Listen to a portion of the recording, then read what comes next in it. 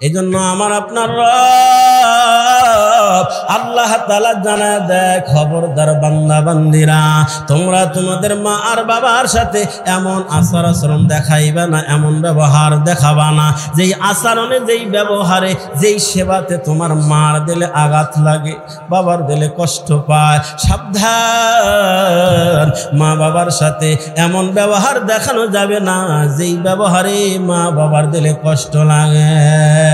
যদি মা আর বাবার দিলে কষ্ট পায়, নবী আমার বলেন, রেদার রব্বি ফি রেদাল ওয়ালিদাইন ওয়া সাখাতুর রব্বি ফি সাখাতিল ওয়ালিদাইন। মা বাবা যদি তোমার আচার আচরণে ব্যবহারে কষ্ট পায় বাবা, তাইলে আসমানের মালিক তোমার উপরে নারাজ হইয়া যায়। আসমানের মালিক যদি অসন্তুষ্ট হয়, এই দুনিয়াতেও তোমার শান্তি হবে না রে বাবা, আখিরাতেও তোমার মুক্তি মিলবে না আমার বাবাজিরা। এজন্য এক সাহাবী নবীকে জিজ্ঞেস করে, মা হাকুল ওয়ালিদাইন আলা ওয়ালাদিহিমা, নবী গো, একজন সন্তানের কাছে মা আর বাবার কি হক, কি পাওনা? নবী বলেন, হুমা জান্নাতুকা ওয়া নারুকা, মা আর বাবা সন্তানের জন্য জান্নাত অথবা জাহান্নাম। তার মানে সন্তান যদি মা বাবার সাথে সুন্দর ব্যবহার করে, সেবা যত্ন কইরা মা আর বাবারে যদি খুশি করাইতে পারে, আসমানের মালিক ওই সন্তানের উপরে খুশি হয়ে যায়, যার ফলে ওই সন্তান দুনিয়াতেও সম্মানের মালিক হয়, টাকা পয়সার মালিক হয়, আখিরাতে ওই সন্তানের জন্য জান্নাতের দরজা খুলে দেওয়া হয়। আর যদি তোমার আচার আচরণের ব্যবহারে মার দিলে আঘাত পায়, মা বাবা অসন্তুষ্ট হয় বাবা, তাইলে আসমানের মালিক অসন্তুষ্ট হয়, তাইলে তোমার দুনিয়াতেও শান্তি হবে না, স্ত্রী দিয়ে তোমার সুখ হবে না, ছেলে হইলে হবে আমার বদরা হয় গাঞ্জাখোর না হিরণসি মার্কা, অথবা মেয়ে যদি হয় হয়তো ঐশীর মতো দাজ্জাল হবে, যেই ঐশী পুলিশ মা বাবারে কোবায়া মারছিল। এ নবীর উম্মতের দল, এই জন্য দুনিয়াও শান্তি হবে না যদি তোমার মা আর বাবারে শান্তি না দেয়। এই জন্য দুনিয়াতেও যদি কেউ শান্তি পেতে চায়, সে যেন তার মা আর বাবার শান্তির ব্যবস্থা করে রে বাবা, মা বাবার সেবা যত্ন করে, মা বাবাকে খুশি করে, তাইলে দুনিয়াতেও শান্তি হবে আমার বাবাজিরা। আর মা আর বাবা যদি অসন্তুষ্ট হয়, আল্লাহ অসন্তুষ্ট হয়, দুনিয়াও তার অশান্তি, আখিরাতেও মিলবে না তার জন্য মুক্তি।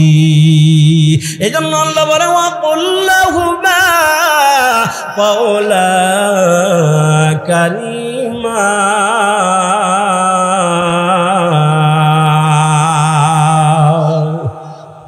খেদমতে আমার দর পে দর কুন ইখতিয়ার, তাসবি আজ মাল দৌলত বখতিয়ার, খেদমতে মা দর পে দর কুন সুবহ শাম, তাকে বাসি দর্দ আলম নে কে নাম।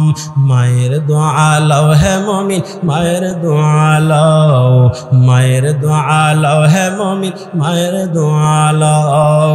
বিপদে পড়বে না তুমি যখন যেথায় যাও, বিপদে পড়বে না তুমি যখন যেথায় যাও। মায়ের দোয়া লও হে মুমিন, মায়ের দোয়া লও, মায়ের দোয়া লও হে মুমিন, মায়ের দোয়া লও। মায়ে যখন দোয়া করে,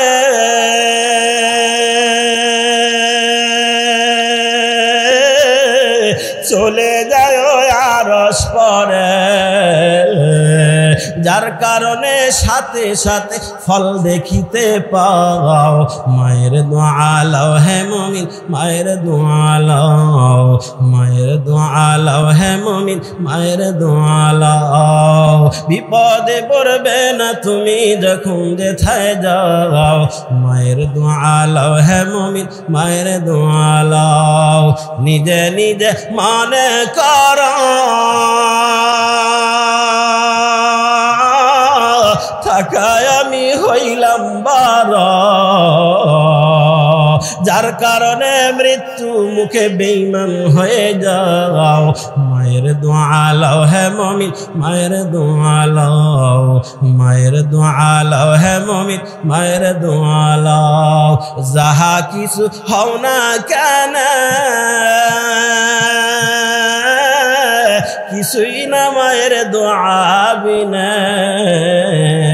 বাস্তবে না বুইজা মনে কইরো না যে ফাও মায়ের দোয়া লও হে মুমিন মায়ের দোয়া লও মায়ের দোয়া লও হে মুমিন মায়ের দোয়া লও এরে নবীর উম্মতের দল মার দোয়া নিয়ে যারা চলবে দুনিয়াও শান্তি আখিরাতেও মুক্তি আমার বাবাজিরা ছোট্ট একটা কারগুজারি শোনাই কিতাবের নাম কুদরতের কারিশমা যুগে যুগে আল্লাহর সাহায্য এবং নমুনা এই বইখানার ভিতরে লেখা হয় আল্লাহর নবী সুলাইমান পয়গম্বর তার সিংহাসন নিয়ে আমার কোথাও যাচ্ছিলেন হাওয়ায় উড়ে যাইতে যাইতে বহু দূর যাওয়ার পর বাহরুন আযীমুন বিশাল একটা সাগর পাড়ি দিতেছিলেন বাবা সাগরের মাঝামাঝি যখন গেলেন সাগরের মাঝামাঝি যাওয়ার পর সুলাইমান পয়গম্বর নিচের দিকে তাকায় দেখলেন বাবা একটা জায়গার পানি অনেক উঁচা নিচা হইয়া দ্রুত স্পিডে ঘুরপাক খায় যাদের আশেপাশে নদী আছে নদীতে চলার অভ্যাস আছে তাদের এই অভিজ্ঞতা থাকতে পারে আমার বাবা আপনাদের আশেপাশে নদী আছে নাকি তাহলে অভিজ্ঞতা আছে বাবা দেখবেন কোন কোন জায়গার পানি আমার বাবা উসারিসা হইয়া দ্রুত স্পিডে ঘুরপাক খায় সুলাইমান পয়গম্বর তার সিংহাসন লান করলেন বাবা তার সিংহাসন লান করার জন্য এরকম জমিনের দরকার হয় না এয়ারপোর্টের প্রয়োজন হয় না হাওয়াকে বলছে থেমে যাও সাথে সাথে থেমে গেছে বা সুলাইমান দাদে মুলক সওয়ারি সেদমতে खात्मत हुआ पूरी हकीकत से तू दुनिया बेखबर है दुनिया की नुमाइश पर नजर है नमी गोयम क्या आज दुनिया जुदा बश बाहर कारे के बाशी बा खुदा बाश सिस्त दुनिया आज खुदा गाफिल बुदान नए कमाश नकरह फरजंदे जान सुलाइमान पैगम्बर एमन नबी देव दानव जिन नबीजिर भाषा बुझतेन तार कमान मेने चलतेन रे बाबा तिनिও नबीजी तादेर भाषा बुझतेन सुलाइमान पैगम्बर सिंहासन ल्यान करे इफ्रित नामक जिनके डाक दे बोलेन ओ जिन এই সাগরের ভিতরে তুমি নামবা এই গহীনে গিয়া দেখবা এই জায়গার পানি কেন এত উঁচা নিচা হইয়া দ্রুত স্পিডে ঘুরপাক খায় কোন রহস্য থাকলে তুমি উদ্ঘাটন করে নিয়ে আসো নবী আমার যখন ইফরিত নামক জিনকে বললেন বলা মাত্র ইফরিত নামক জিন আমার বাজার সাগরের ভিতরে নেমে পড়লেন একদম গহীনে চলে গেলেন গহীনে যা দেখতেছে বাবা অতীব সুন্দর চার দরজা বিশিষ্ট একটা গম্বুজ দেখা যায় একটা দরজা জমরজত পাথর দ্বারা বানানো আর একটা ইয়াকুত পাথর দ্বারা বানানো আর একটা হীরা দ্বারা বানানো আর একটা মুক্তা দ্বারা বানানো তাহলে গম্বুজটা কম দামের কি কম চার দরজা এত দামি দামি ধাতু দিয়া দরজাগুলো নির্মাণ করা এত সুন্দর জিন বলেন আমার জীবনে কোনোদিন এত সুন্দর দেখি নাই এত সুন্দর গম্বুজ দেখার পর জিন জাতির শক্তি বেশি হয় ওই গম্বুজের উপরে এরকম শক্ত করে ধইরা গম্বুজটা টান দেয় উঠাইয়া সুলাইমান পয়গম্বরের সিংহাসনে নবীজির সামনে রাখলেন রাখা মাত্র সুলাইমান পয়গম্বর গম্বুজের দিকে তাকায় অভিভূত হয়ে গেলে এত সুন্দর জীবনে কোনদিন এত সুন্দর দেখে নাই লা আইনুন রাআত ওয়ালা উযুনুন সামিআত ওয়ালা খাতারা আলা কলবি বাশার এত সুন্দর বাবা দুনিয়ার মানুষের কোন চোখ দিয়ে এত সুন্দর দেখে নাই দুনিয়ার কোন মানুষ এত সুন্দর কথা শুনে নাই দুনিয়ার কোন মানুষ এত সুন্দর যে হয় কল্পনা মানতে পারবে না এত সুন্দর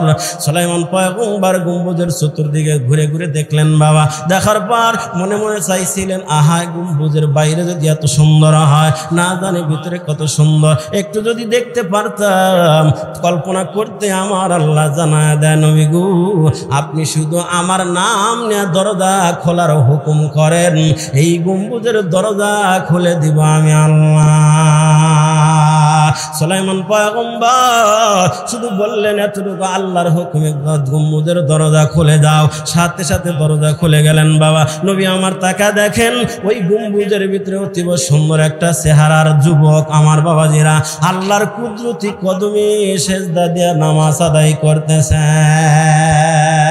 নবীজি দাঁড়া রইলেন। যুবক স্বাভাবিক গতিতে নামাজ শেষ করে দুদিকে সালাম ফিরালেন। নবী আমার জিজ্ঞেস করে, তুমি কি মানুষ না দেও না জিন না ভূত অন্য কোনো প্রাণী? এবার ওই যুবক বলেন, আনা ইনসান, আমি দেও না আমি জিনও না, আমি হইলাম মানুষ। আল্লাহু আকবার, জোরে বলি। সুলাইমান পয়গম্বর জিজ্ঞেস করে, বাবা সত্যি তুমি যদি মানুষ হও তাইলে এই গম্বুজের ভিতরে কেমনে ঢুকলা? যেটা আমাদের প্রশ্ন, ঠিক কিনা বলেন? সুলাইমান পয়গম্বর জিজ্ঞেস করে, বাবা তুমি যদি মানুষ হও তাইলে এই গম্বুজের ভিতরে কেমনে প্রবেশ করলা বলো? এবার ওই যুবক বলেন, নবী এই গম্বুজের ভিতরে আমি ইচ্ছা করে ঢুকি নাই, এই গম্বুজের ভিতরে ঢুকায় দিছেন আমার আল্লাহ শুধুমাত্র মা আর বাবার দোয়া। আল্লাহু আকবার। নবী বলেন, মা বাবার দোয়ায় কেমনে ঢুকলে একটু বলো। এবার যুবক কিছু কথা বললেন, বিস্তারিত বলবো না বাবা। যুবক বলে, নবী আমার মা ছিল জন্ম অন্ধ, আমার বাবাটা ছিল ভালো। আমি যখন একটু বড় হইলাম, একটু চলাফেরা করতে পারি, রুজি রোজগার করতে পারি, এই বয়সে যখন উপনীত হইলাম আমার বাবাটা দুরারোগে আক্রান্ত রোগী হয়ে গেল। আমার বাবা আর রুজি রোজগার করতে পারে না। এই পাশে আওয়াজ করে কিরা? আমার ভাষা বুঝতেছেন তো আপনারা? খেয়াল করেন বাবা, অল্প সময়। এবার ওই যুবক বলেন, আমার বাবা দুরারোগে আক্রান্ত রোগী হয়ে যাওয়ার পরে সংসারে পুরো দায়িত্ব আমার কাঁধে চেপে গেল। আমি বাহিরে গিয়া রুজি রোজগার করি, কিন্তু আমার বাবা আর মা অত্যন্ত আল্লাহওয়ালা। আমার বাবাটাও তাহাজ্জুদ গুজার, আমার মাটাও ছিল অত্যন্ত আল্লাহওয়ালা, আবেদা সালেহা তাহাজ্জুদ গুজার। ওই যুবক বলেন, হুজুর আমি সারাদিন রুজি রোজগার করে বিকালবেলা বাড়িতে আসার পর নিজের হাতে রান্না কইরা আমি আমার বাবাকে খাওয়াইতাম, মাকে খাওয়াইতাম, মা আর বাবার সেবা করতাম। আমার বাবা তাহাজ্জুদের নামাজ পইরা পইরা আমার জন্য দোয়া করতেন। মাঝে মাঝে আমার আব্বুকে দোয়া করতে শুনতাম, এইরকম দোয়া করতেন, আল্লাহ গো আমার সন্তানের সেবা যত্নে আমি তার উপরে খুশি, তুমিও তার উপরে খুশি হয়ে যাও। এরপরে মাঝে মাঝে একটা কথা বলতেন, আমার বাবা বলতেন, আল্লাহ আমার সন্তানকে লম্বা হায়াতের মালিকানা দান কইরো, যাতে করে বেশি ইবাদত নিয়ে তোমার দরবারে যাইতে পারি। আমার মাও তাহাজ্জুদের নামাজ পড়তেন, তাহাজ্জুদের মুসাল্লায় বসে বসে আমার জন্য দোয়া করতেন। মাঝে মাঝে এই দোয়া করতে শুনতাম, আমার মা বলতো, আয় আল্লাহ আমার সন্তানটা যেই করে আমার সেবা যত্ন করে, আমি সন্তানের আচার আচরণে সেবাতে বড় আমি খুশি। আল্লাহ তুমি আমার সন্তানের উপরে খুশি হয়ে যাও। শুধু তাই না, মাকে বলতে শুনতাম, আমার মা আমার জন্য মাঝে মাঝে দোয়া করতো, আয় আল্লাহ আমার সন্তানটাকে না আসমান না দুনিয়া এমন একটা জায়গায় তাকে থাকার ব্যবস্থা করে দিবা যেই জায়গাতে শয়তানেও প্ররোচনা দিতে পারবে না। এ বাবা পৃথিবীতে এমন কিছু মানুষ আছে, 3 শ্রেণীর মানুষ আছে, এরা দোয়া করলেই কবুল। সুবহানাল্লাহ বলেন না বাবা? কয় শ্রেণীর মানুষ? নবী বলেন, সালাসু দাওয়াতিন মুস্তাজাবাতুন লা শাক্কা ফিহিন্না, 3 প্রকারের মানুষ দোয়া করা মাত্র আল্লাহ কবুল করে নেন। নাম্বার আউয়াল, আল্লাহ রাসূল বলেন, দাওয়াতুল ওয়ালিদাইন লিওয়ালাদিহি, মা আর বাবার দোয়া আমার আল্লাহ দোয়া করা মাত্র কবুল করে নেন। রে বাবা, মার বাবার জবানের এত পাওয়ার, মার বাবা আসমানের দিকে হাত উঠাইয়া সন্তানের জন্য যা বলে আমার আল্লাহ তাহাই কবুল করে না। এই জন্য সাবধান বাবা, সাবধান। যারা মা আর বাবা হয়েছেন, সন্তান যদি না বুঝা হঠাৎ করে খারাপ ব্যবহার করে ফেলে দেয়, আপনি রাগ হইয়া আসমানের মালিক আল্লাহর কাছে অভিযোগ দিয়েন না। কারণ আপনার অভিযোগটা এমন ভাবে পৌঁছে যায়, অভিযোগ দেওয়া মাত্র আমার আল্লাহ কবুল করে না। আপনি যদি অভিযোগ দিয়ে দেন, অভিশাপ দেন রে বাবা, সারা জীবন আপনার চোখের পানি নিজেরই মোছা লাগবে। এই জন্য সাবধান বাবা, সাবধান মায়ের দলেরা, সাবধান বাবারা, সন্তানের উপরে বদদুয়া দিয়েন না। 2 নম্বর প্রকারের মানুষ রাসূল বলেন দাওয়াতুল মুসাফির, মুসাফির ব্যক্তির দোয়া আল্লাহ কবুল করে নেন। 3 নম্বর দাওয়াতুল মাজলুমি, মাজলুম ব্যক্তির দোয়া আল্লাহ ফেরত দেন না। এ বাবা, এই জন্য জালেম হওয়ার চেষ্টা করেন না, মাজলুম হওয়ার চেষ্টা করেন। মাজলুমের দোয়া আল্লাহর মাঝে কোনো পর্দা থাকে না। নবী আমার বলে ইত্তাকি দাওয়াতাল মাজলুমি ফাইন্নাহু লাইসা বাইনাহু ওয়া বাইনাল্লাহি হিজাব। নবী বলেন মাজলুমের মাঝে আর আল্লাহর মাঝে কোনো পর্দা থাকে না। মাজলুম যা বলে আল্লাহ তা কবুল করে না। হয়তো বা এটা প্রকাশ পাইতে একটু সময় লাগে। 3 বছর আগে দইরা জেলে পড়ছে, 3 বছর পরে দোয়ার ফল পাওয়া গেছে 5 আগস্টে। কথা কন এ বাবা, আলেমদেরকে জেলখানা যারা ভইরা রাখছিল, আলেমরা জেলখানা গিয়ে লুডো খেলায় সময় পাস করে নাই, ক্যারাম বোর্ড খেলা সময় পাস করে নাই। 3টা বছর জেলখানায় থাকছে, আল্লাহর গোলামি আর দাসত্ব করেছে। কথা বলেন ঠিক কিনা? আর চোখের পানি যে ছেড়ে আসমানের দিকে হাত উঠাইয়া কান্নাকাটি করছে। ওই কান্নার কারণেই তো আমার বাবাজিরা 5 আগস্টে এমন পলান লাগছে, পরিচয় দিলে এখন মার খাওয়া লাগি। এত পরাজয় হতো না যদি আলেমদের চোখের পানি না ফালাইতো। কথা বলেন ঠিক না বা ঠিক?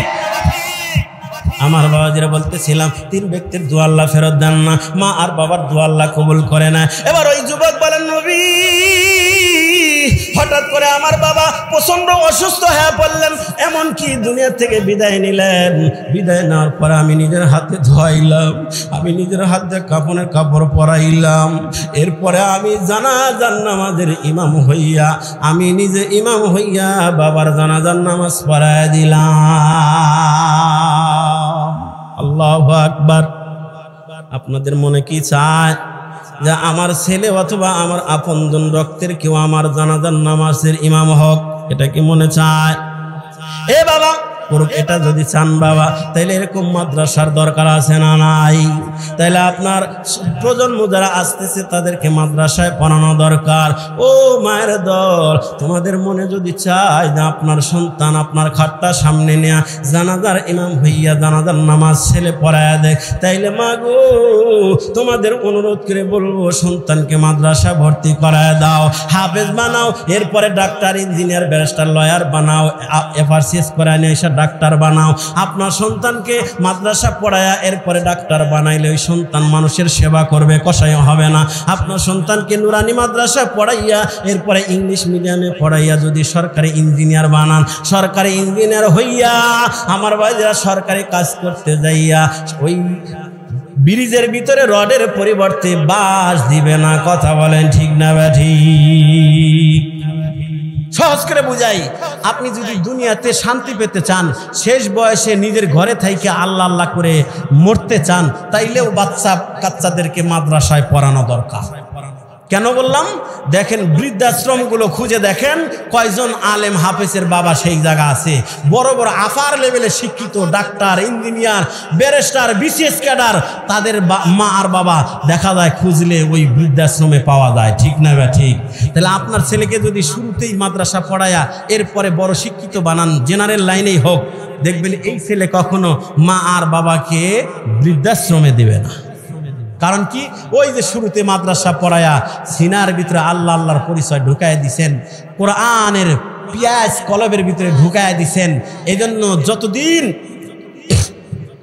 খেয়াল করেন বাবা, সকালবেলা খালি পেটে যদি কেউ পেঁয়াজ চাবায় খায়, এরপরে পোলাও, রোস্ট, বিরিয়ানি, ভালো ভালো খাবার খায়, যদি ঢেকর আসে, কিসের জ্ঞান বাড়াবে? পেঁয়াজেরটা বাড়াবে কেন? ওই যে শুরুতে পেঁয়াজ খাইছিলেন, এই জন্য পেঁয়াজের গ্রান বের হবে। আপনি যদি আপনার ছেলের লেখাপড়ার শুরুতেই এই যে কোরআন সুন্নাহর পেঁয়াজ যদি কলবের ভিতরে ঢুকায় দেন, এই ছেলে যদি জেনারেল শিক্ষায় বড় শিক্ষিত হয়, ওর জবান দিয়ে ঢেকুর বের হইলে কোরআনের গ্রানই বাড়াবে, কোরআন বিরোধী বের হবে না। কথা বলেন ঠিক না বেটি? এই জন্য মাদ্রাসায় পড়াবো না না মাদ্রাসা বিরোধিতা করব? মাদ্রাসা পড়াবো বলি ইনশাআল্লাহ। খেয়াল করেন বাবা, যুবক বলেন নবী আমার বাবার জানাজার নামাজ আমি ইমাম হইয়া পড়াইয়া দিলাম, বাবাকে আমি দাফন করে আসলাম, নিজের হাত দিয়ে আমার বাবারে কবরে নামায় দিলাম। এই জায়গায় যতগুলো মানুষ আছেন বাবা, অনেক মানুষ এমন আছেন নিজের হাত দিয়ে বাবারে কবরে নামা রাখছেন, বাবা মার লাশটা কবরে নামা রাখছেন। আজকে তাদের জন্য একটু দোয়া হবে আমার বাবাজিরা, আমরা কেউ ওঠাউঠি করবো না রে বাবা। ওই যুবক বলেন এরপরে রইল শুধু আমার মা তো জন্মন্ধ, চলতে পারে না একা একা, আমি তারে ধরে ধরে টয়লেটে নিয়ে যাইতাম, আমি আমার মাকে গোসল আসাল নিজের হাতে করাই দিতাম, কাপড় চোপড় নিজে ধুয়ে দিতাম, আমি ওষুধ পানি আমার নিজের হাত দিয়ে মাকে খাওয়াই দিতাম। মাঝে মাঝে আমার মার মাথাটা আমার উরুর উপরে রাইখা আমি মার মাথার ভিতরে মেসেজ করে দিতাম, মাকে আমি ঘুম পাড়ায় দিতাম। 2 বছর পর আমার মাটাও দুনিয়া থেকে বিদায় নিয়ে চলে গেল। আজকে যখন আমার মা চলে গেল, মারে যখন দাফন করলাম, মারে দাফন করার পর আজকে যখন আমি বাড়ির ভিতরে ঢুকতেছিলাম, আমার মনে বড় ব্যথা। এতদিন আমার মাটা ছিল, মার সাথে কথাবার্তা বলতাম, মার সেবা যত্ন করতাম, আজকে মাটাও চলে গেল, আমি বড় ইয়াতীম, আমার আর এই পৃথিবীতে কেউ রইল না। আমার মনে বড় কষ্ট, আমি আর মার ঘরের ভিতরে থাকতে পারলাম না, বের হয়ে চলে গেলাম। মার ঘর থেকে বের হইয়া আস্তে আস্তে করে আমি সাগরের কিনারার দিকে চলে গেলাম। সাগরের কিনার দিয়া আমি হাঁটতেছিলাম, বহুদূর যাওয়ার পর অনেক দূর থেকে তাকা দেখলাম অতীব সুন্দর একটা গম্বুজের মতো দেখা যায়। আমি আর একটু আগায় গেলাম, দেখি আরো সুন্দর দেখা যায়, একদম গম্বুজের কাছে চলে গেলাম, দেখলাম এত সুন্দর আমার জীবনে কোনোদিন দেখি নাই, এত সুন্দর।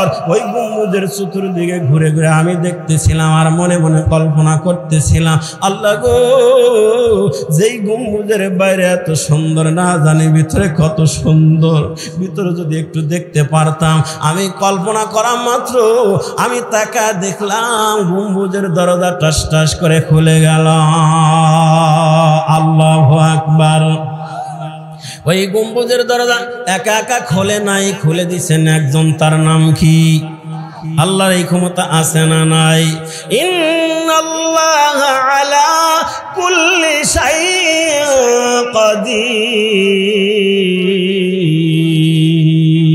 কাদির, কাদের কুদরতদারি বরকামাল, আনতা রব্বি আনতা হাসবি যুল জালাল, তুহি কাদের জালিলুল্লাহ জাহাদার, বাহার হালে তুহি মেরা নিগাহদার, আতিনা ফি দার দুনিয়া না হাসান, আতিনা ফি দার উকবানা হাসান, ইয়া গিয়াসাল মুস্তাগীসিন আহদিনা লাফতিখারা বিল উলুমি ওয়াল গনা। আল্লাহু আকবার, জোরে বলে আল্লাহু আকবার। সবাই হাতটা জাগাই, লিল্লাহি তাকবীর, লিল্লাহি তাকবীর। কোরআন হাদিসের আলো সংসদে জালো, কোরআন হাদিসের আলো, লিল্লাহি তাকবীর। আমার মাঝে খেয়াল করেন, আর 10টা মিনিট সময় নেব বাবা। আমার বাবা আর ঘুমায়েন না, ওঠা ঠিক করবেন না, খেয়াল করেন বাবা। ওই যুবক বলেন, আমি বলা মাত্র যখন গম্বুজের দরজা খুলে গেল, গম্বুজের ভিতরে ঢুকলাম ভিতরটা দেখার জন্য। ভিতরে গিয়া যখন আমি বসলাম, বসা মাত্র গম্বুজের দরজা আগের মতো লেগে গেল। গম্বুজের দরজা লেগে যাওয়ার পর আমি আর জানি না ওই গম্বুজটা কোথায় কোন হালাতে আছে, আমার আর জানা নাই। সুলাইমান পয়গম্বর বলেন, বাবা এই গম্বুজটা ছিল এই সাগরের ভিতরে পানির নিচে একদম গহীনে তলদেশে জিনের মাধ্যমে উঠে আনছি বাবা। এবার নবী বলেন, ও যুবক তুমি এই গম্বুজের ভিতরে কতদিন যাবত আছো এটা কি বলতে পারো? যুবক বলে, না না, কতদিন যাবত আছি আমার জানা নাই, তবে একটা ধারণা দিলে আপনি বের করতে হয়তো পারবেন। বলে, কি ধারণা? আমি যেই জামানার মানুষ, ওই জামানা নবী ছিল হযরতে ইব্রাহিম পয়গম্বর। মিল্লাত আবিকুম ইব্রাহিম হুয়া সাম্মাকুমুল মুসলিমিন।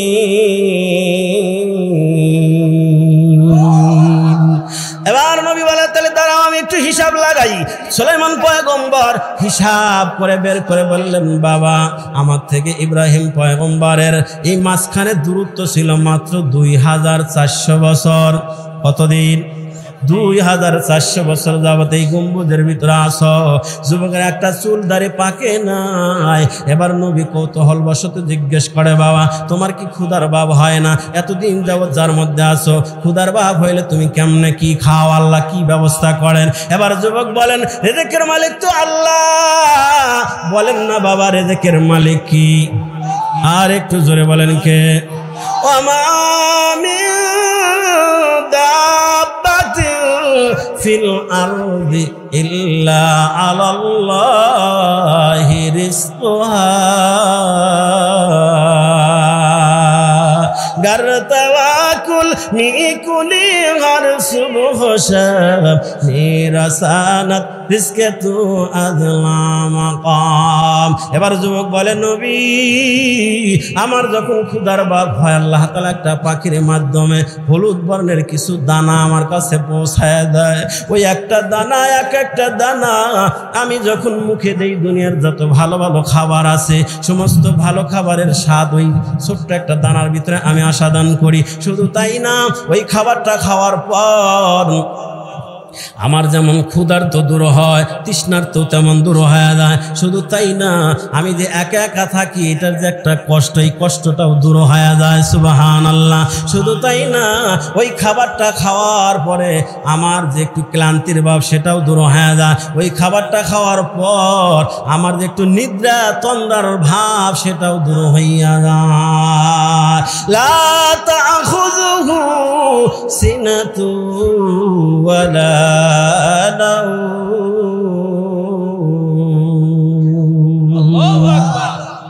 যুবক বলেন, আরো অনেক কথা শেষ করে দিলাম বাবা। অনেক কথা বলার পরে এবার অনুমতি নিয়ে যুবক আবার গম্বুজের ভিতরে বসে পড়লেন। আল্লাহ নবী নিজের হাতে গম্বুজের দরজা লাগাইয়া দিলেন। আর ইফরিত নামক জিনকে ডাক দিয়ে বললেন, ও জিন, এই গম্বুজটা যেখানে ছিল, যেভাবে ছিল উঠে আনছো, ওই জায়গা নিয়ে আবার ওইভাবে সুন্দর করে রেখে দাও। আমার বাদে এই লম্বা কথা থেকে আমি আপনাদের থেকে একটা জিনিস অ্যান্সার চাই বাবা।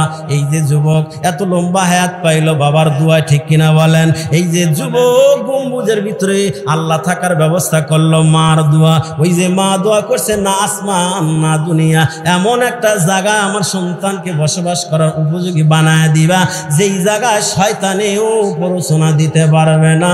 তাহলে এই সম্মান যুবককে দিছেন আমার আল্লাহ মা আর বাবার দোয়ায়, ঠিক কিনা জোরে বলে? ওই মা যারা আছে তার কপাল কত ভালো, মার বাবার এত দাম।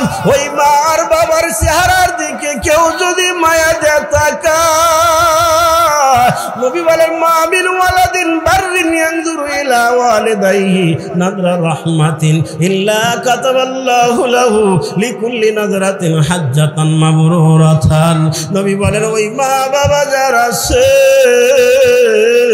ওই মা বাবার চেহারার দিকে যারা মায়া দিয়ে তাকায় দেখবে, আমার আল্লাহ সন্তানের আমল আমার ভিতরে কবুলিয়ত হজের নেকি দিয়া দেয়। নবী বলেন লিকুল্লি নাযরাতিন হাজ্জাতান মাবরুরাতান, সন্তান যতবার মা আর বাবার চেহারার দিকে মায়া দিয়ে তাকে দেখে, আমার আল্লাহ ততটাই কবুলিয়ত হজের নেকি দিয়া দেয়। সাহাবায়ে কেরাম বলেন ক্বালু ওয়া ইন্না দারাকুল্লা ইয়াউমিন মিয়াতা মাররাতিন। ও নবী, কোন সন্তান যদি মা আর বাবার চেহারার দিকে দৈনিক 100 বার তাকায়, আল্লাহ কি 100টা কবুলিয়ত হজের নেকি দিবেন? নবী বললেন ক্বালা নাআম আল্লাহু আকবার ওয়া আতিয়াবু। যার সারমর্ম এমন আল্লাহ রাসূল বুঝাইলেন, ও সাহাবায়ে কেরাম তোমরা হয়তো বুঝছো 100টা কবুলিয়ত হজের নেকি কি আর আল্লাহ দিবেন, সওয়াব অনেক বেশি। না না, আল্লাহর কাছে 100টা কবুলিয়ত হজের সওয়াব অনেক বেশি নয়। 100 বার কেন, কোন সন্তান যদি মা আর বাবার চেহারার দিকে 1000 বার দৈনিক নেক দৃষ্টিতে তাকায়, আল্লাহ তাআলা 1000টা কবুলিয়ত হজের নেকি তার আমলনামা দেয়। জোরে বলা যাবে কি সুবহানাল্লাহ। ওই মা বাবা যাদের আছে তাদের জান্নাত কামাই করা বড় সহজ রে বাবা।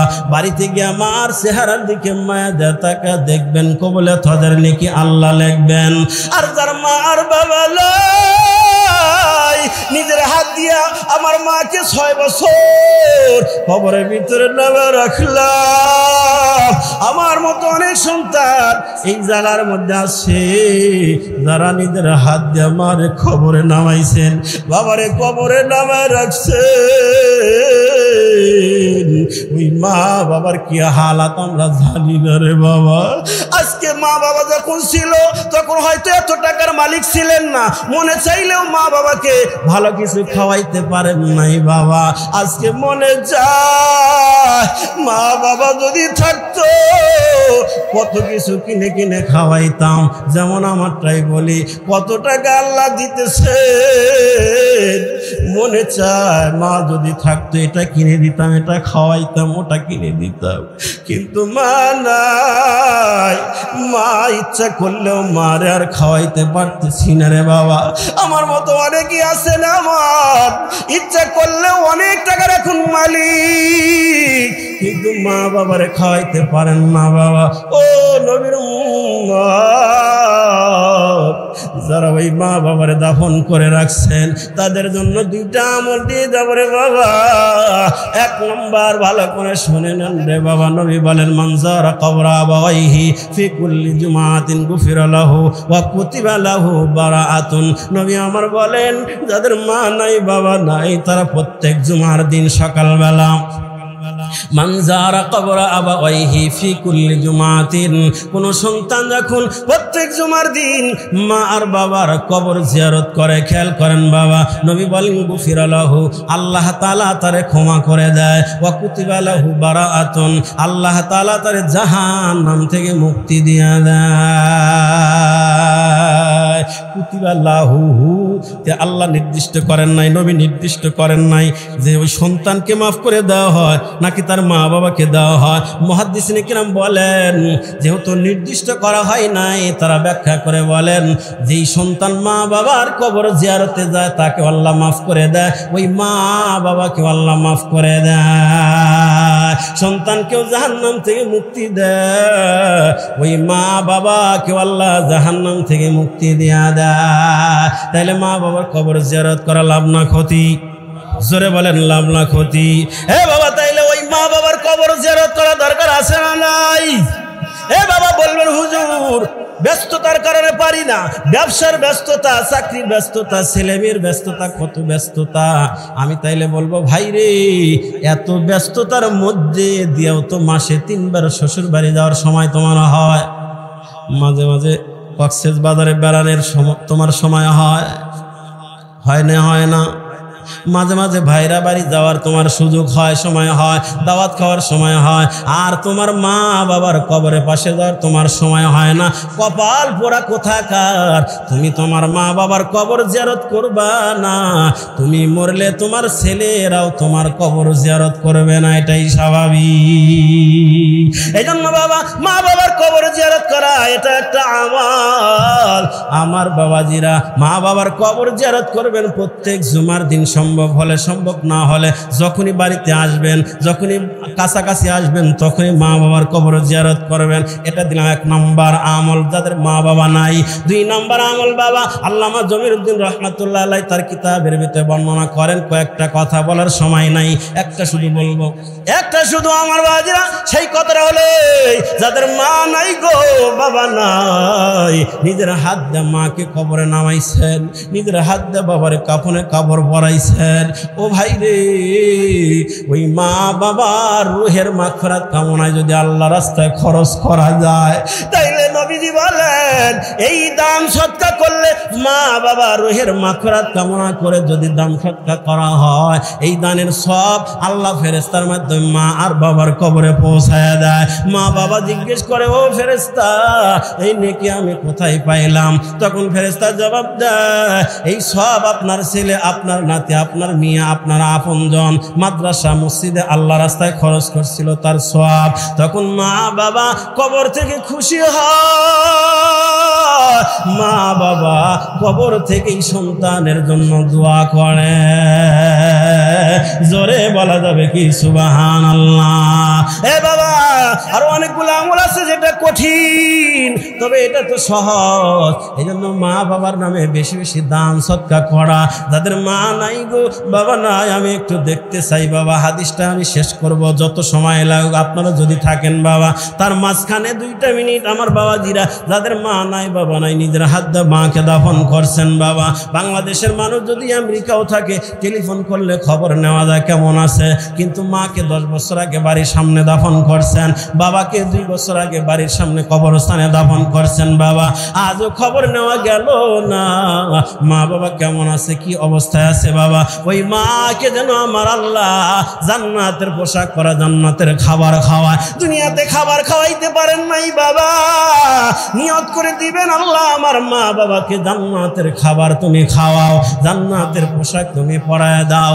এই নিয়ত করে কোনটায় আছেন, ওই মা বাবার জন্য একটা করে খুঁটি আমার বাবারা পিলার করে দিবেন, 2 তলার পিলার, আর মাত্র 12টা পিলার না যায় আছে, 12 জন মানুষ চাই, মায়ের জন্য বাবার জন্য দিবেন। অথবা যাদের মা আছে বাবা নাই, বাবা আছে মা নাই, অথবা 2 জন আছে 2 জন নাই, আমার বাবারা যাদের আছে তাদেরকে বলবো আমার মা বাবার সুস্থতার জন্য কিছু দেন।